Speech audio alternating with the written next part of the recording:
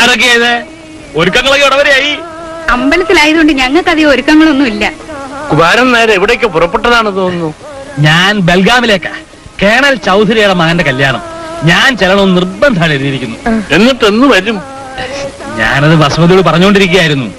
ഒഴിവാക്കാൻ വയ്യാത്ത കേസായി പോയി. അതുകൊണ്ട് അത് പറ്റില്ല. ഞങ്ങൾക്ക് പിന്നെ ആരാ എവിടെ ഒരു ധൈര്യത്തിന്? എല്ലാം മംഗളായിട്ട് നടക്കുന്നേ. ആ ട്രെയിനിന് സമയമായി. ഞാൻ കഴിയുന്നത് തിരിച്ചു വരാം. പിന്നെ ഭാര്യയെ കാര്യമായിട്ട് ക്ഷണിച്ചിട്ട് ഓരോ ഗ്ലാസ് ചായയും കുടിച്ചിട്ട് പോയാൽ മതി. വരട്ടെ വരട്ടെ ചേച്ചി. പറഞ്ഞേട്ടോ. ഡ്രൈവർ വണ്ടി എടുത്ത്. Mister Karunakaran Nair. Kumaran Nair. Sorry, Kumaran Nair. Business ഒക്കെ എങ്ങനെ? ഗംഭീരമായിട്ട് നടക്കുന്നു. നമ്മുടെ ഈ എക്സ്പോർട്ട് ഇമ്പോർട്ട് ഒക്കെ വെച്ച് നടക്കുന്നുണ്ടല്ലോ. പിന്നെ ഇവിടുത്തെ ഈ നടന്ന് എന്റെ ഈ കാറ് കേടായി. അപ്പൊ ഈ റെയിൽവേ സ്റ്റേഷൻ വരെ. അപ്പൊ ഞാൻ കൊണ്ടുവിടാം. സാരമില്ല, നടക്ക. ഞാൻ കൊണ്ടുവിടാമെന്നേ. റെയിൽവേ സ്റ്റേഷൻ ഏതെങ്കിലും ഒരു സ്റ്റേഷനിൽ കൊണ്ടാക്കുന്ന കാര്യം ഞാൻ ഏറ്റു. Walkable distance. അത് മാറും. ഓക്കെ.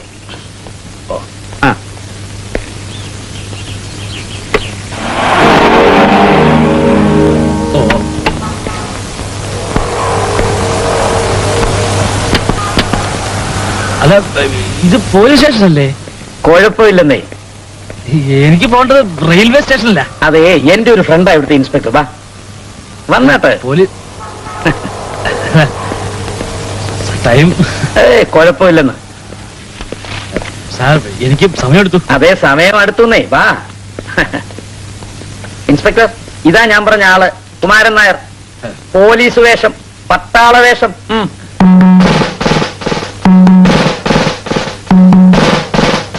എന്താ കേസ്? ഒന്നല്ലടാ, ഒരുപാടുണ്ട്. നിന്നെ എന്റെ കയ്യിലേക്ക് കിട്ടാൻ കാത്തിരിക്കായിരുന്നില്ലേ? അവളെ പോടെ.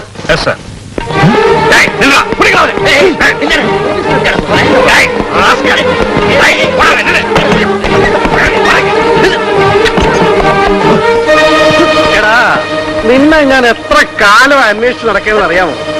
നീ പോലീസുകാരന്റെ കണ്ണിൽ പൊടിയിട്ട് രക്ഷയോടല്ലടാ റാസ്കൾ. നീ ഇതുപോലെ വേഷം കെട്ടി എത്ര മോഷണം നടത്തി, എത്ര കൊലപാതകം നടത്തി, എല്ലാം ഞാൻ തെളിയിക്കൂടാ. നീ കുടിച്ച മുലപ്പാൽ ഞാൻ ഇടിച്ച് പുറത്തു കൊണ്ടുവരും. പറയടാ, നീ റിപ്പറല്ലേ?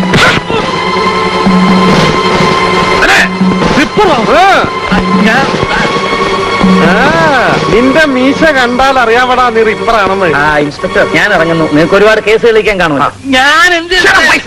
പിന്നെ എന്റെ ചെക്കിന്റെ കാര്യം ശരിയായാലൊന്ന് അറിയിച്ചേക്കണം. ശേഷം ഇവിടെ വാടാ. റിപ്പറാണെന്ന് നിന്നെ കൊണ്ട് പറയിപ്പിക്കേണ്ടത് എന്റെ പ്രമോഷന്റെ പ്രശ്നമാടാ.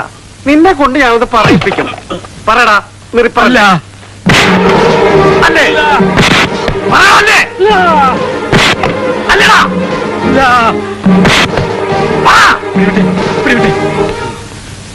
ഞാൻ റിപ്പറാ. ഞാൻ തന്നെ റിപ്പറാ. സാറിനെ വിളിപ്പിച്ചത് പുതിയ വല്ല നിർദ്ദേശങ്ങൾക്കും ആണെങ്കിൽ. ആ കള്ളൻ കുമാരൻ നായരെ പിടിച്ചു. എന്നിട്ട് ആ തെണ്ടിയെ ഇടിച്ച് ചമ്മന്തിയാക്കാൻ പോലീസിനോട് പറഞ്ഞു. അയാൾ ഒന്നും പറഞ്ഞില്ലേ? ആദ്യം കുറെ ഇടിക്കട്ടെ കള്ള റാസ്കൽ. വിവരങ്ങൾ അറിയിക്കാൻ ഇൻസ്പെക്ടറോട് പറഞ്ഞിട്ടുണ്ട്. അപ്പോ ഇതുവരെ ഒന്നും അറിഞ്ഞിട്ടില്ലല്ലോ? ഉടനെ അറിയും. ഇനി അധികം സമയമില്ല. ഒരു 10,000 രൂപ കൂടി വേണല്ലോ എന്റെ ഈശ്വര.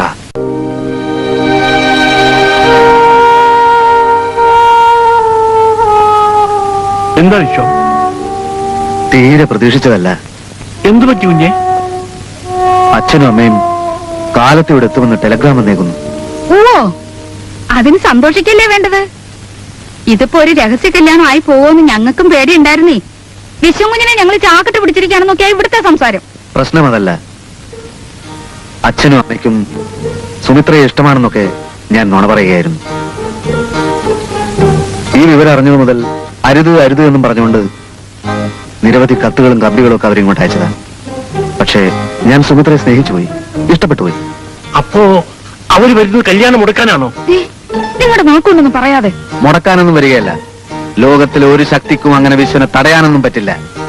അവർക്കൊറ്റ പ്രശ്നമേ ഉള്ളൂ, മകന്റെ ഭാര്യ വളരെ മോഡേൺ ആയിരിക്കണം. എന്റെ മോള് മോഡേൺ ആയിക്കോളും മോനെ. അത് ഞാൻ ആക്കിക്കോളാം. നാളെ അവര് സുമിത്രയെ ആദ്യമായി കാണുമ്പോ ഒരു അതൃപ്തി തോന്നരുത്. കല്യാണത്തിന് സുമിത്ര ഇടാൻ പോകുന്ന ആ ആഭരണങ്ങളൊക്കെ എനിക്കൊന്ന് കാണണം. എന്തേ? അല്ല, ഒന്ന് കാണാനാ.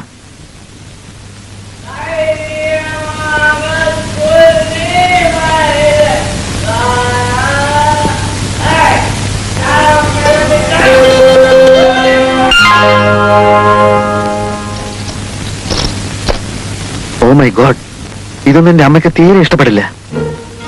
എനിക്കൊരു പ്രശ്നം ഉണ്ടായിട്ടല്ല, പക്ഷെ വെറും ആഭരണത്തിന്റെ പേരിൽ സ്വന്തം അച്ഛനെയും അമ്മയെയും തള്ളിപ്പറയേണ്ട ഒരു സ്ഥിതി എനിക്ക് വരരുതെന്ന് ആഗ്രഹമുണ്ട്. എനിക്കൊന്നും മനസ്സിലാകുന്നില്ല. നിങ്ങളൊന്ന് ചുമ്മാ ഇരുന്നേ, മോൻ പറയട്ടെ. പുറത്താരോടും പറയില്ലെങ്കിൽ ഞാനൊരു സത്യം പറയാം. നാളെ സുമിത്രക്കിടാൻ വേണ്ടി ചെട്ടിയാർ ജ്വല്ലറിയിൽ ഏറ്റവും പുതിയ സ്റ്റൈലിലുള്ള ചില ഉരുപ്പടികൾ ഞാൻ ഓർഡർ ചെയ്ത് കഴിഞ്ഞിരിക്കുകയാണ്.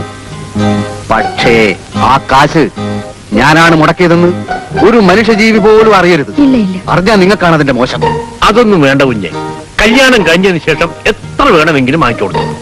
അപ്പോ എന്റെ അച്ഛന്റെ അമ്മയുടെ മുമ്പിൽ ഞാൻ കൊച്ചാകുന്നതാണോ അച്ഛനിഷ്ടം?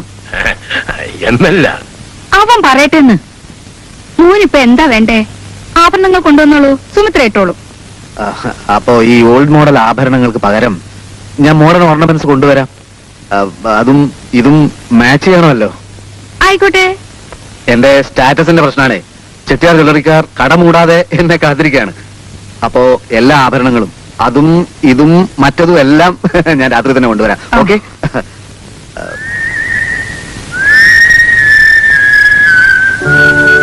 Good bye Sumitra. I am sorry. Good night. Good night. Sweet dreams.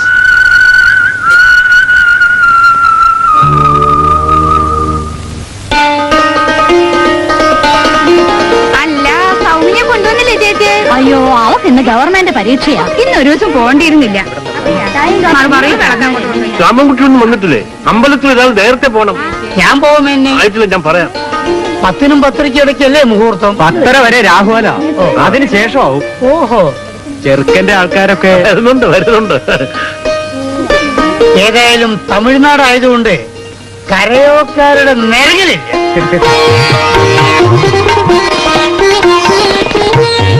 Krishnankutty, പൂമാല കിട്ടിയോ? അമ്പലത്തിൽ എത്തിച്ചേക്കണേ. വെച്ചെന്നിറങ്ങിയോ? ആ ശരി ശരി. അതെല്ലാം പോയാ ആ വാങ്ങമ്മ, വാങ്ങ.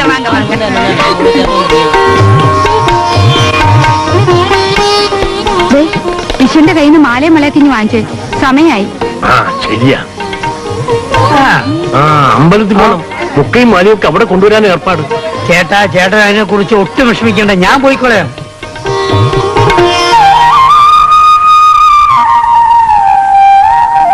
മുകുന്ദൻ ഇവിടെ നിൽക്കുകയാണോ? അങ്ങോട്ട് വാ. വിശ്വൻ എവിടെ? വിശ്വൻ ഞാൻ രാവിലെ എണീറ്റ് നോക്കിയപ്പോ കണ്ടില്ല. ചിലപ്പോ ഇന്നലെ രാത്രി ഇത് കിട്ടിക്കാണില്ലായിരിക്കും. എന്ത് ആഭരണങ്ങള്? മുകുന്ദനോട് പറയാമല്ലോ. സുമിത്ര പരിഷ്കാരമുള്ള ആഭരണങ്ങൾ ഇട്ട് കാണണമെന്ന് വിശ്വന് വലിയ നിർബന്ധം. അവനും അവൾക്ക് വേണ്ടി പുതുതായി എന്തൊക്കെ വാങ്ങിയിട്ടുണ്ട്. അവളുടെ പഴയ ആഭരണങ്ങളൊക്കെ കൊണ്ടുപോയി പുതിയ മോഡലാക്കി മാറ്റാൻ. എപ്പോ കൊണ്ടുപോയി? രാത്രിയില്. മോനൊന്ന് നോക്ക്.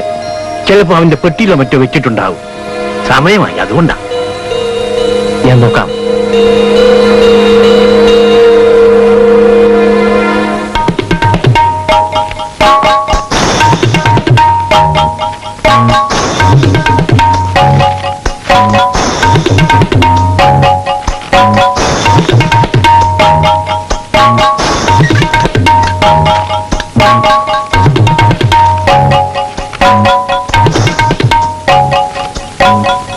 വിസയ്ക്ക് വേണ്ടി കൊടുത്തത് 27/8/87 കൊടുത്ത 2000, 11/9/87 കൊടുത്ത 5000, 20/12/87 കൊടുത്ത 10000. വിസയോ?